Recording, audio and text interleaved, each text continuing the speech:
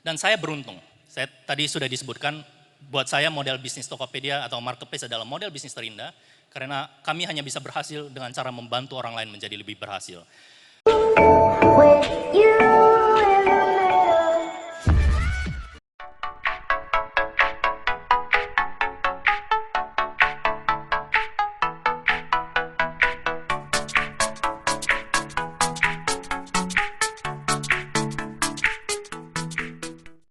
Saya William Tanuwijaya, saya sering disebut sebagai entrepreneur atau wirausahawan, tapi bagi saya adalah seorang wirausahawan atau pengusaha karena kepepet. Seorang pengusaha karena kecelakaan. Entrepreneur by necessity, entrepreneur by accident. Dan hari ini saya ingin berbagi sepenggal dari pengalaman hidup saya. Saya lahir dan besar di kota Pematang Siantar, Sumatera Utara. Ketika lulus dari SMA, almarhum ayah saya dan paman saya saat itu ingin saya punya kehidupan lebih baik. Dan buat mereka kehidupan lebih baik dimulai dari pendidikan yang lebih baik. Maka mereka memberikan saya kesempatan untuk keluar dari kampung halaman saya. Di tahun 99 itu adalah kali pertama saya keluar dari Sumatera Utara. Menaiki kapal laut 4 hari 3 malam dari Pelabuhan Belawan ke Tanjung Priuk. Saya kemudian memiliki kesempatan untuk kuliah teknik informatika di salah satu universitas di Jakarta. Pada tahun kedua saat saya kuliah, ayah saya mulai jatuh sakit. Untuk bisa tetap di Jakarta, saya kemudian berusaha mencari pekerjaan. Pekerjaan pertama saya adalah menjadi operator warnet untuk shift malam. Saat itu belum ada zamannya handphone. Jadi sebagai mahasiswa dan untuk akses ke internet biasanya datang ke warnet-warnet. Saya bekerja dari jam 9 malam sampai jam 9 pagi, dan itu menjadi berkah terselubung yang luar biasa, karena saya bisa menggunakan internet secara gratis 12 jam sehari ketika internet masih merupakan produk yang mahal untuk dinikmati oleh masyarakat Indonesia. Dan itu adalah momen di mana saya jatuh cinta kepada internet. Saya lulus tahun 2003, kemudian mulai bekerja kantoran, hingga kemudian di tahun 2007 saya melihat sebuah peluang, terbersit inspirasi untuk membangun Tokopedia. Asal mulanya karena saya melihat ada masalah kepercayaan dari orang-orang yang tersebar di seluruh Indonesia. Mereka sudah terhubung secara online lewat internet, tapi belum punya kepercayaan untuk bertransaksi satu sama lain. Saya melihat masalah kepercayaan ini sudah berhasil dipecahkan oleh berbagai model bisnis marketplace di belahan dunia. Di Amerika ada yang namanya eBay, di China ada yang namanya Taobao dari Alibaba, di Jepang ada yang namanya Rakuten. Kemudian saya berpikir kalau ada orang Indonesia yang membangun model bisnis serupa, maka ini akan menjadi solusi. Saya sudah ketemu inspirasinya, tapi saya tahu membangun bisnis seperti itu akan butuh modal yang tidak sedikit.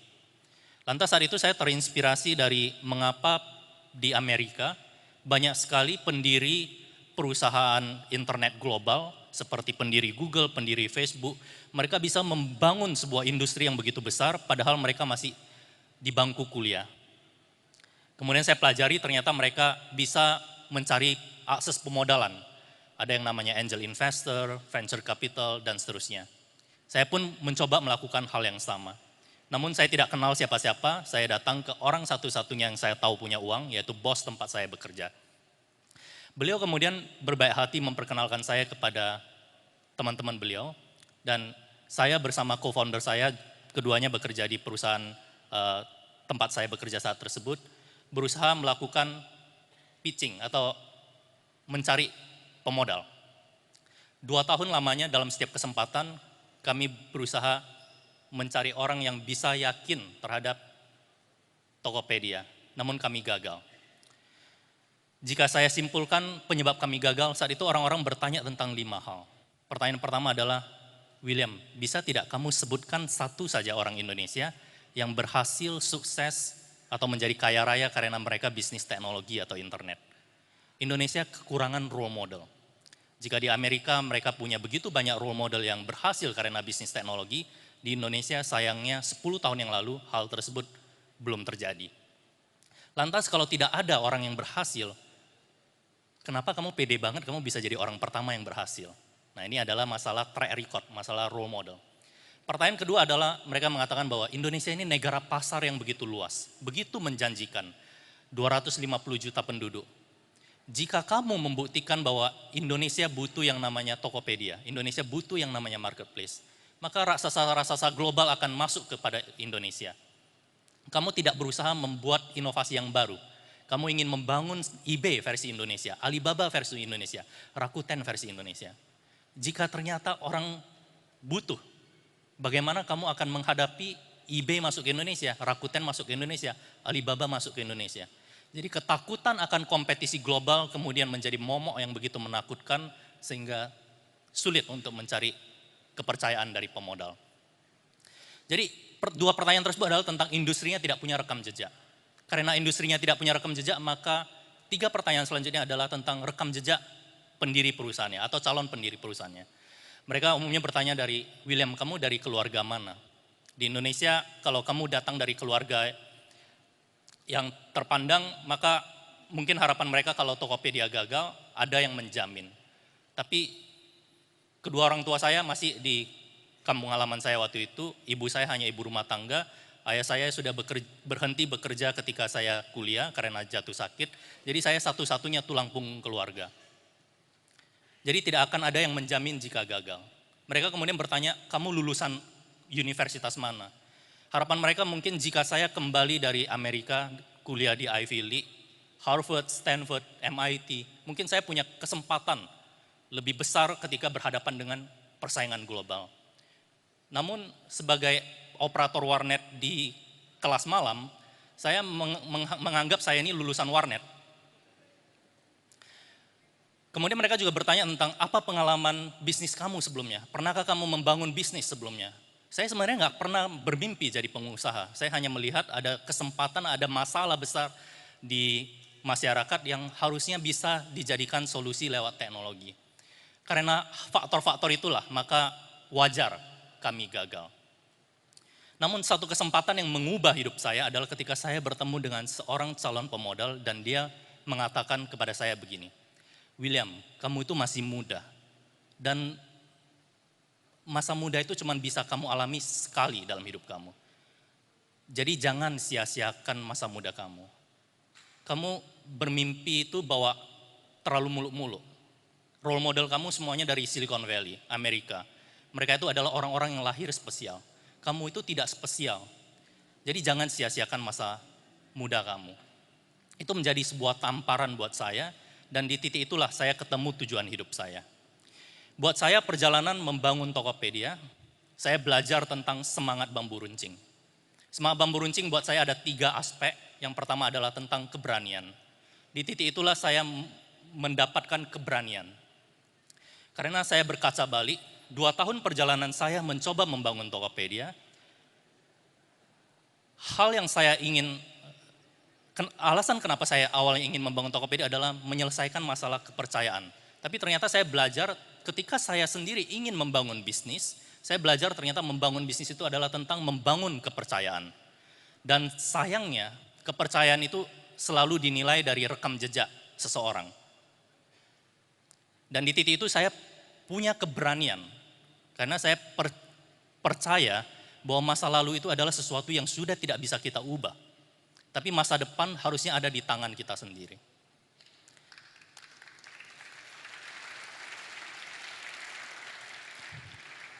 Di titik itu pula saya punya keberanian untuk percaya kepada diri kami sendiri ketika tidak ada orang yang percaya kepada kami. Di titik itu saya punya keberanian untuk mengambil seluruh kegagalan tersebut dan dijadikan tujuan hidup. Karena di titik itulah saya menyadari jika saya bisa mendirikan Tokopedia, maka Tokopedia akan membantu generasi berikutnya. Siapa saja yang ingin memulai bisnis, mereka bisa memulai bisnis dengan gratis, menjangkau seluruh masyarakat di Indonesia bahkan dunia. Dan kalau saya pribadi berhasil, minimal ke depannya akan ada role model. Generasi selanjutnya tidak akan ada lagi yang bertanya tentang 5 pertanyaan tadi yang ditanyakan kepada saya. Tapi tentu keberanian saja tidak akan membawa saya kemana-mana. Modal kedua dari semangat bambu runcing yang saya pelajari adalah tentang kegigihan. 2 tahun lamanya akhirnya bos saya kemudian menjadi pemodal pertama. Dan hal pertama yang saya lakukan ketika bisa mendirikan Tokopedia adalah kembali ke kampus tempat saya kuliah. Karena saya percaya membangun sebuah perusahaan teknologi adalah tentang manusianya. Saya tanya ke kampus saya bagaimana saya bisa merekrut orang-orang terbaik, putra-putri Indonesia terbaik dari kampus ini. Dari kampus diarahkan untuk mengikuti Job Expo. Job Expo berikutnya saya berdiri 2 hari lamanya bersama co-founder saya. Namun tidak ada satupun mahasiswa yang mendaftar atau apply. Padahal di depan saya adalah satu booth dari salah satu bank besar di Indonesia dan ada ribuan mahasiswa yang apply. Di booth tersebut yang berdiri adalah seorang sales promotion girl. Saya dan co-founder saya adalah pendiri perusahaannya. Berusaha menjual mimpi kami, tidak ada satupun yang percaya kepada kami. Dan di titik itulah saya belajar bahwa memang Indonesia bukan Silicon Valley. Saya berusaha menempatkan posisi saya kepada mahasiswa-mahasiswi yang baru lulus. Bahwa mereka kerja di perusahaan yang sudah mapan, atau kerja ke perusahaan yang bahkan belum jelas masa depannya, itu adalah pilihan yang sangat jelas gitu. Kita adalah bangsa yang belum berani mengambil resiko. Maka saya pun belajar di titik itu adalah saya harus keluar dari zona nyaman saya. Saya adalah pribadi yang sangat pendiam. Saya seorang yang sangat introvert. Buat saya berbicara di depan publik, di keramaian adalah sebuah siksaan yang luar biasa. Namun karena pengalaman itu saya menyadari bahwa mimpi itu tidak bisa dipendam.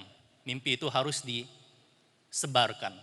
Dan saya pun mulai berbagi pengalaman, membangun bisnis kegagalannya di kampus saya dari skala kecil dan pelan-pelan mulai ada mahasiswa yang tertarik. Kadang kami harus menunggu 1 tahun, 2 tahun hingga mereka lulus, kemudian mereka bergabung. Tahun pertama kami hanya memiliki 4 orang, tahun kelima kami hanya memiliki 80 orang. Saat ini Tokopedia sudah memiliki 1.100 tim yang bergabung dan ini adalah putra-putri terbaik Indonesia.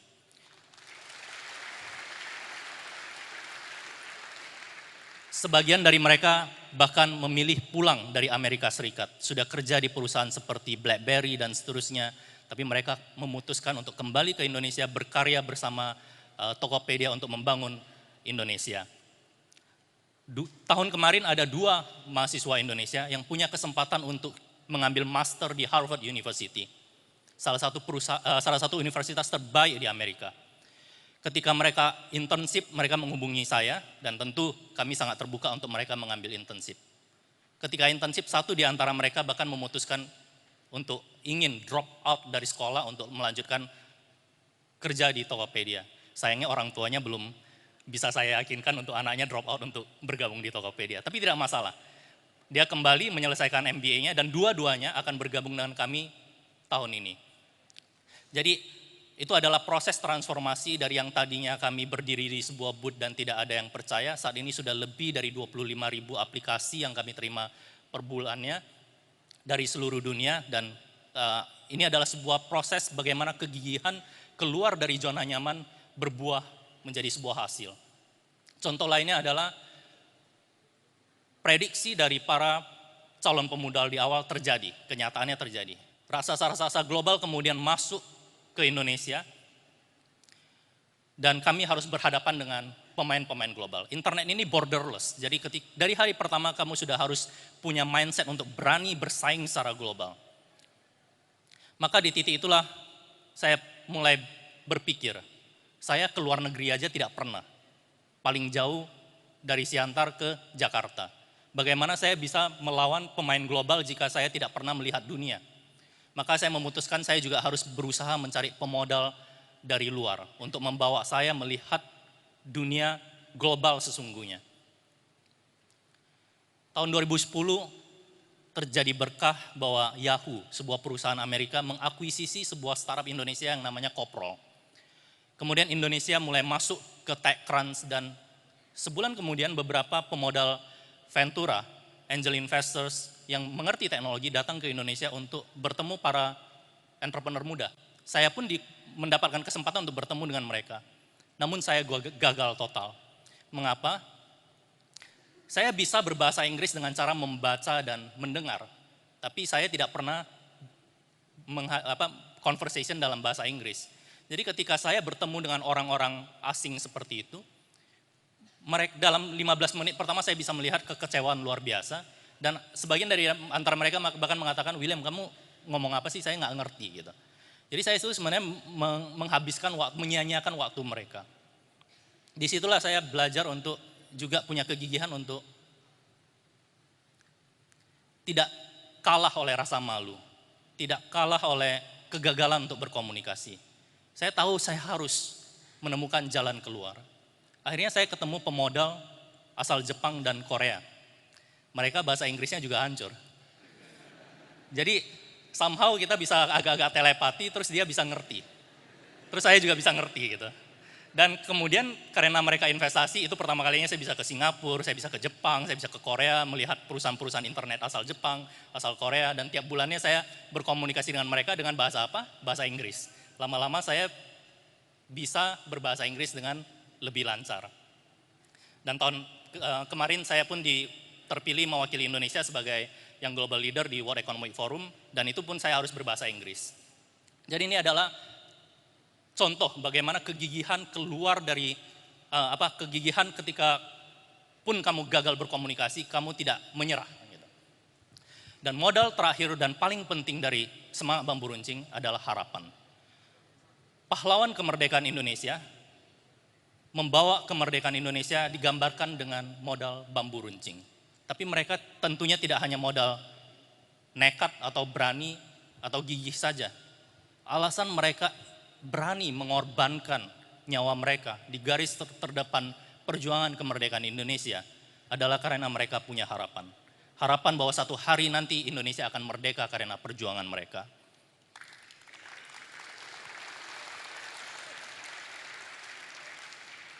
Dan saya termasuk orang yang beruntung karena saya menemukan tujuan hidup saya 10 tahun lalu. 8 tahun lalu persisnya. Tapi prosesnya dari 10 tahun lalu ke 8 tahun yang lalu. Dalam proses tadi, saya berusaha meyakinkan kepercayaan pertama untuk Tokopedia. Dan saya menyadari bahwa ini harus jadi tujuan hidup saya. Tokopedia semangat misi untuk melakukan pemerataan ekonomi secara digital harus jadi misi hidup saya. Dan misi hidup saya itulah yang menjadi harapan saya. Dalam setiap kegagalan tersebut, saya selalu ingat akan harapan saya. Dan saya beruntung. Tadi sudah disebutkan, buat saya model bisnis Tokopedia atau marketplace adalah model bisnis terindah, karena kami hanya bisa berhasil dengan cara membantu orang lain menjadi lebih berhasil. Saya dalam 8 tahun terakhir menyaksikan dengan dekat lebih dari 1,5 juta masyarakat Indonesia yang memulai bisnis mereka di atas Tokopedia. Dari ada Pak Mardiono di Solo yang berbisnis meja lipat dan produknya sudah dipasarkan hingga ke Papua. Ada seorang OB di Jakarta yang kemudian awalnya dijadikan kerja sampingan, sekarang dia sudah menjadi full time entrepreneur, sama dengan saya, entrepreneur by necessity, pengusaha karena kepepet. Setelah menikah, dia butuh uang lebih besar, dia kemudian bisnis sampingan lewat Tokopedia, dan akhirnya sekarang dia bisa full time, dia bisa mempekerjakan teman-teman dia yang tadinya OB, bisa membuka lapangan pekerjaan. Dan saya mencoba melihat benang merah di antara mereka-mereka yang berhasil. Karena tidak semua dari 1,5 juta itu berhasil. Dan ternyata di antara mereka yang berhasil, mereka juga punya semangat bambu runcing. Intinya mereka tidak hanya punya keberanian untuk memulai, gampang sekali punya keberanian untuk memulai. Tapi mereka juga punya kegigihan untuk bangkit ketika mereka gagal, dan mereka semuanya punya harapan. Harapan sesederhana ingin anak mereka kuliah lebih tinggi daripada mereka. Harapan sesederhana ingin orang tua mereka punya tempat tinggal yang lebih layak. Harapan-harapan itulah yang membuat mereka bangun setiap harinya untuk berusaha membangun masa depan yang lebih baik terlepas dari kegagalan-kegagalan hari kemarin. Sebagai penutup sebelum ke Q&A, salah satu advice atau pesan yang saya dapatkan ketika di awal karir saya adalah tentang tidak bermimpi muluk-muluk. Jangan bermimpi muluk-muluk karena masa muda hanya bisa dialami sekali. Saya ingin mengingatkan kepada generasi penerus Republik ini bahwa Indonesia didirikan oleh Bapak pendiri bangsa kita, Bung Karno, ketika mendirikan Indonesia, percaya bahwa Indonesia ini akan menjadi bangsa yang besar.